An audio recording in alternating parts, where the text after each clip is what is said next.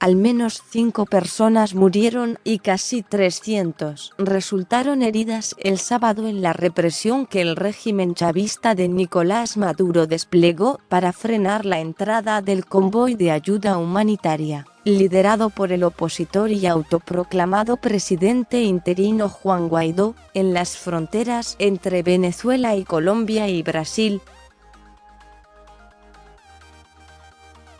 La violenta jornada se saldó también con un discurso de Maduro en el que anunció el quiebre de relaciones diplomáticas y políticas con Colombia, y emitió un plazo de 24 horas para la salida de los funcionarios de ese país en Venezuela. El gobierno de Colombia, que reconoce la autoridad de Guaidó, proclamado presidente interino de Venezuela por la Asamblea Nacional y con el objetivo de lograr la transición de poder y llamar a elecciones, ordenó el retiro de todo su personal diplomático luego de la arenga de Maduro, que ha rechazado la decisión del Parlamento y se aferra al poder. Guaidó había solicitado, en cambio, a Bogotá que mantuviera a sus funcionarios en sus lugares de trabajo, pero el canciller Carlos Holmes Trujillo explicó el sábado que no obstante, con el fin de preservar la vida e integridad de los funcionarios colombianos se dispondrá su viaje a Colombia a la mayor brevedad, en declaraciones tomadas por la agencia AFP. No estaba claro cómo se llevaría a cabo la evacuación, mientras aumentan las tensiones políticas en la región y el régimen chavista endurece cada vez más su posición, basada en parte en el control de las Fuerzas Armadas Bolivarianas. Pero lo cierto es que días antes del intento de envío de ayuda humanitaria, Caracas ya había bloqueado las fronteras terrestres con sus fuerzas armadas y anunciado el cierre temporal del espacio aéreo en todo el país.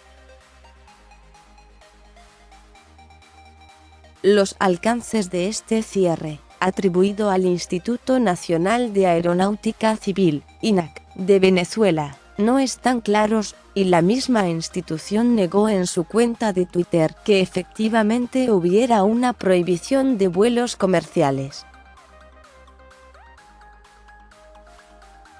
El sábado, el periódico El Nacional afirmó a través de una fuente que el cierre era real, aunque no tan formal.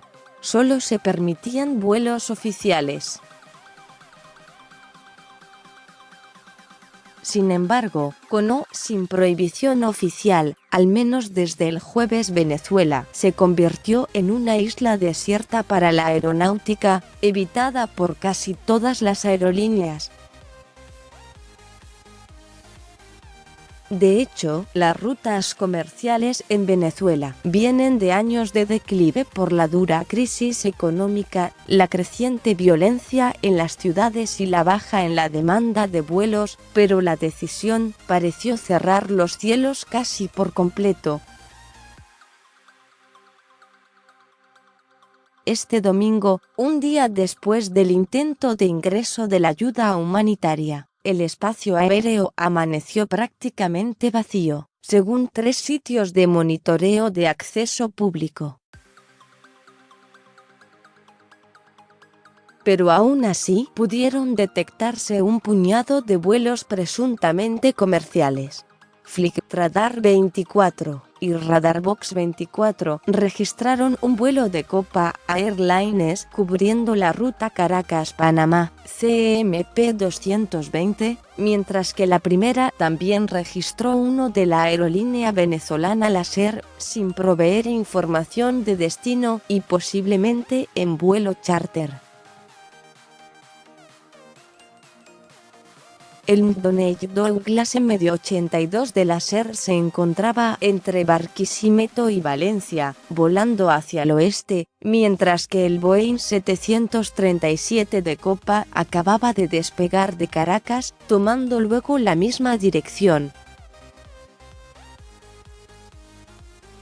En tanto, FlightAware había detectado 3 aviones provenientes de Bogotá, Colombia, y en dirección a Caracas, que luego dejaron de reportar su posición.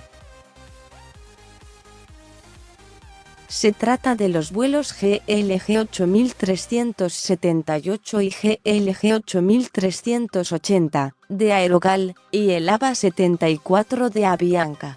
El primero de estos venía de cubrir la ruta Quito-Bogotá, el segundo Guayaquil-Bogotá y el tercero Lima-Bogotá, antes de tomar otros destinos excepcionales.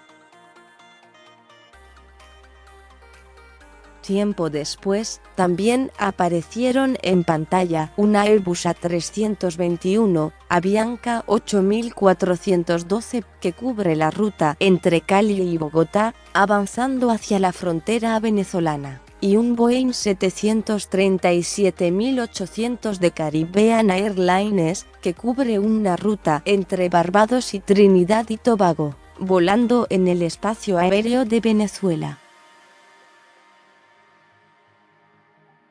Mientras tanto, la Administración Federal de Aviación, FAA, de Estados Unidos, emitió una nota de alerta y pedido de cautela para todos los aviones que vuelan hacia Venezuela o cerca de su espacio aéreo, debido al peligro potencial a la aviación civil asociado a la inestabilidad política y las tensiones.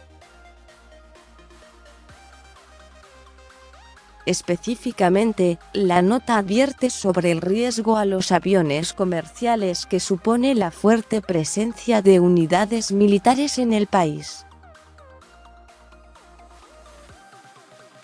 A mediados de febrero, mientras se acopiaba la ayuda humanitaria en Colombia y Brasil, Maduro ordenó el inicio de los ejercicios militares Bicentenario Angostura 2019, los cuales incluyeron el despliegue de baterías antiaéreas de fabricación rusa, como los misiles S-300, los Buk M2E y los portátiles Igla-S. En el caso de los misiles Buk M2E, estas armas cobraron enorme notoriedad en 2014, cuando se cree que una batería en poder de separatistas prorrusos derribó un Boeing 777 de la Malaysia Airlines sobre Ucrania, matando a 298 personas. Más sobre este tema. Estados Unidos amenazó con castigar al régimen de Nicolás Maduro por la violenta represión. El mundo está observando la represión desplegada por Maduro. Frenó la ayuda humanitaria que Guaidó enviaba a Venezuela, un militar desertor del régimen de Maduro. La orden es masacrar al pueblo. Sacaron a los presos a la calle. Nicolás Maduro desafió a Juan Guaidó a convocar elecciones y rompió relaciones diplomáticas con Colombia.